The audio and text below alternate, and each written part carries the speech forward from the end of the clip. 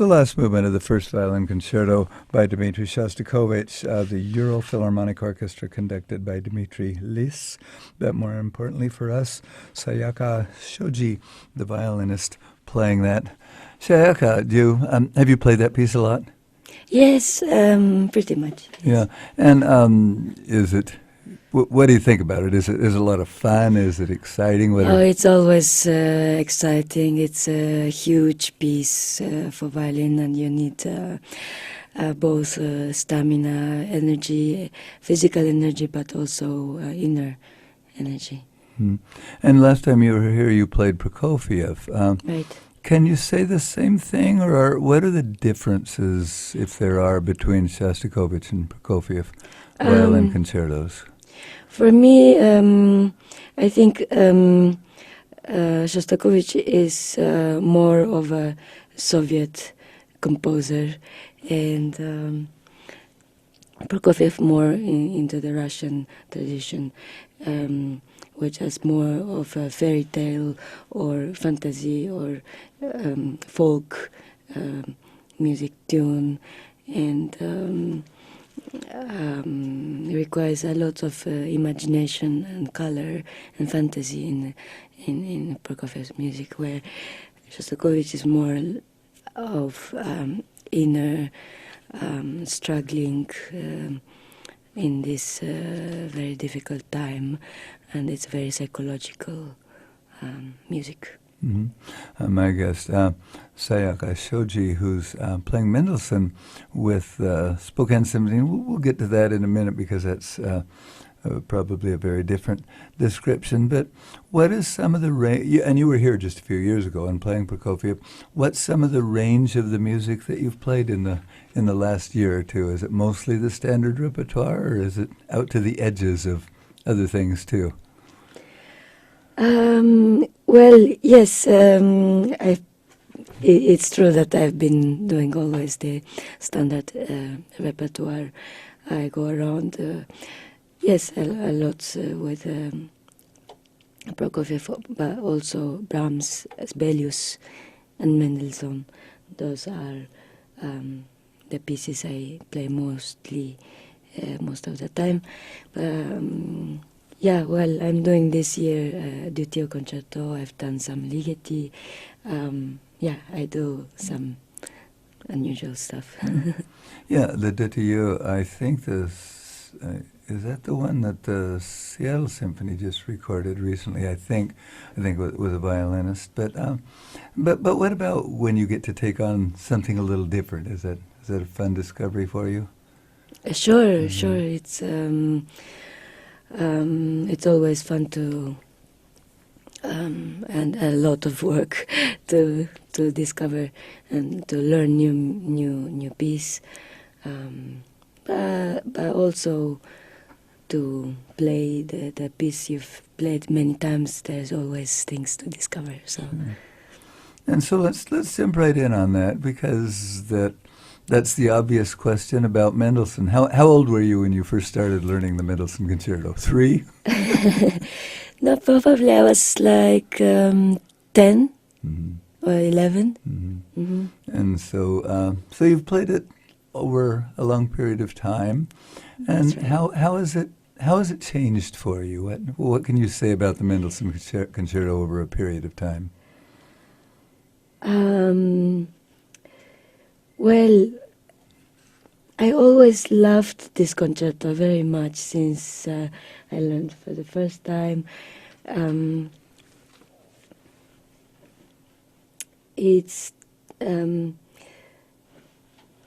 first liked the vivid feeling of the concerto as a kid. The side which is similar to Mozart, this lightness of the piece, and then I discovered the symphony and some piano music, and I've discovered a lot of this lyrical part, which is very important and extremely touching. Mendelssohn, also his style, that is a mixture of classical style and romantic spirit. So you need to have both elements in this concerto, in his work. So that's I've been working on, to to find the right balance of both.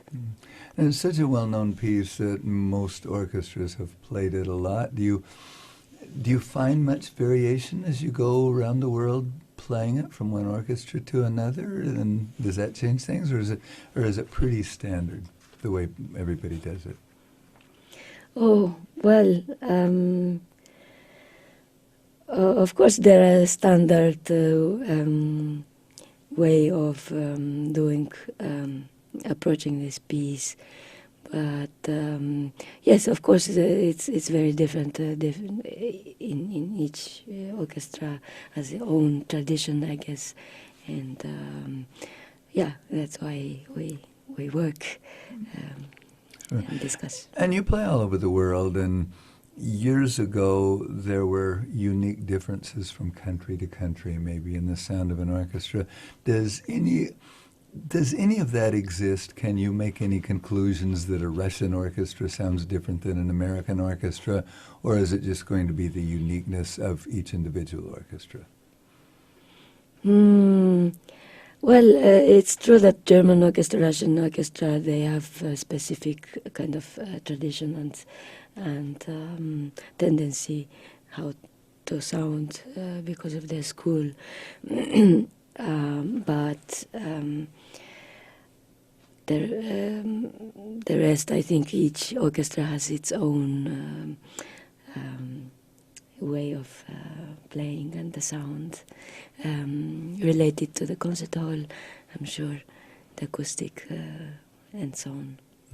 And the last time you were here, I think it was recently enough that it was also in the Fox, wasn't it? It was yes. The same same hall where you are. So you're going to be playing Mendelssohn tomorrow night there. And then what are a few things that you have coming up in upcoming months?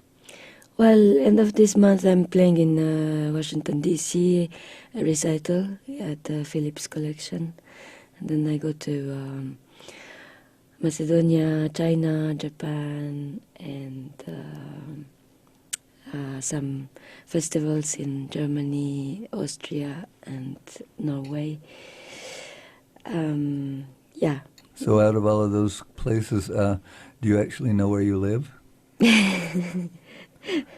Well, this year is getting a bit busier, but yeah, I try to keep balance inside of me, always where I am. But I enjoy the travel. Do you still call Japan home? Probably since I've been in Europe more than like 20 years now, my home is in Europe and currently in Paris. Nice, yeah. We've had several artists that seem to choose Paris. Why? Just because it's such a great place? What are the attractions of living in Paris? I was not planning to live for a long time. I was living in Germany and I just wanted to change for a few years to learn the language, and I was interested in fine art. But then I stayed. In a way, it was practical for traveling also with the airport, and I had many friends, artist friends, and other kind of friends. Mm-hmm. So yeah, it's how life goes. Do you have some regular chamber music partners that you routinely play with, or is it more like a larger group that? Not really specifically. I work, of course, with few pianists more often than the others, but not really in terms of playing. I meet new musicians in festivals, and yes, it's not really fixed. Yeah. My guest, Sayaka Shoji, who is playing the Mendelssohn Violin Concerto with the Spokane Symphony. It's Saturday night at 8 o'clock, Sunday afternoon at 3 o'clock at the Fox, of course, where the symphony plays.